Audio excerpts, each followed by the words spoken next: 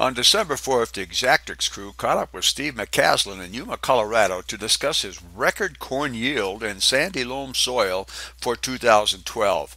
Guy Swanson had some words with him. Let's see what they've got to say. Well, we're out here with Steve McCasland today at Yuma, Colorado, right in his farm shop area with his big combine, his big yellow twin rotor New Holland.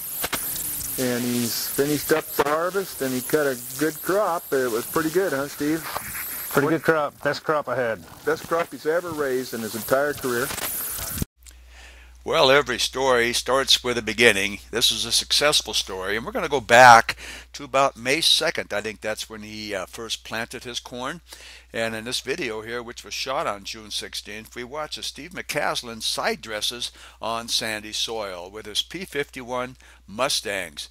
The weather was awful hot, and he had some great weather and good wells. After the seminar in Colby, Kansas, we went ahead and took a look, this is on about December 4th, at the 316 bushel average that Steve McCasland was producing.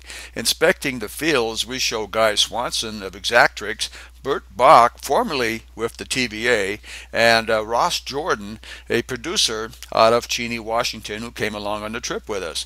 They're taking a good hard look at Steve's fertility program when he had 140 total pounds of N as NH3 and an additional 30 to 40 pounds in the starter and side banding. We'll take a look at some of the P51 Mustangs that were in use at the early part of the planting stage. Here we show the Mustang P51 all lined up in a row on a 15-inch center arranged on an Orthman toolbar at a constant depth at about 9 inches when he sets the bar in. We see the Mustangs with the direct injection that shoots it into the vacuum that is created by the blade. Steve talks about the sandy soil here in this next clip. And we're in sandy ground. Yes, sir. Sandy loam. Yeah. Sandy loam. Here's another example of Steve's residual from his 316 bushel average. This is very sandy soil, as you can see by the photos. We think the hydrohume or humic acid has really added a lot to the value of the TAPS band. It's been very windy out there, blowing at 50 miles an hour and with a lot of heat in the pollination period, up to 115 degrees Fahrenheit. We talked on Friday night, and Steve could hardly go back to bed. His last pivot was on soybean ground, and I'll let you lay the magic number. How did that come out? Best I've ever had, Guy. Best he's ever had. Yeah. Mustangs helped, I hope. Mustangs are a great machine. Yeah. Mustangs are a great machine. And I know Steve McCasland, he doesn't want to brag, but let me tell you, it was north of 300 bushels to the acre. It was well north of there, and it was a great, great crop. He did a nice fertility program. It wasn't an overkill of nitrogen. It was just getting the bands in, side dressed, and timely, you know.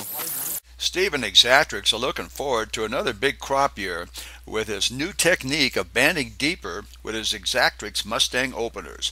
Guy Swanson was totally amazed that Steve could raise this kind of crop in the conditions. Good color, healthy crop in these drought conditions. Steve had all this certified in one big grain bin, 316 bushels average. Wow! Congratulations to Steve, and we'll be watching his 2013 crop next year as he gets things going again. And let's listen to Steve as they finish off this video.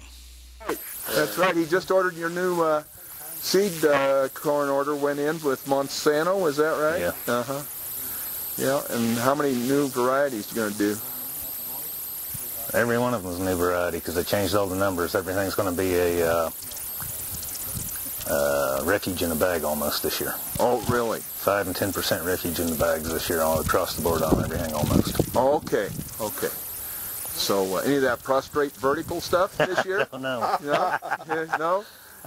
It'll be one more circle with that. There's going to be a couple, 3 circles of the last one that I picked that done so well. That did so well, yeah, a little spin-off of it. So, well, it's a combination of all things, good water, good nutrients, Lots of heat units.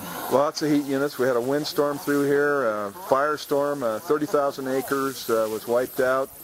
Steve was ready to throw in the towel, in fact, on the whole thing. About 210 bushel had bought the farm. It would have. Yep.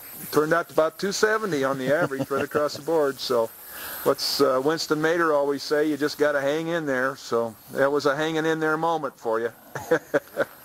Well, Alex, let's go back to Denver and we'll get on the Big Bird. Here we go. All right. Thanks much.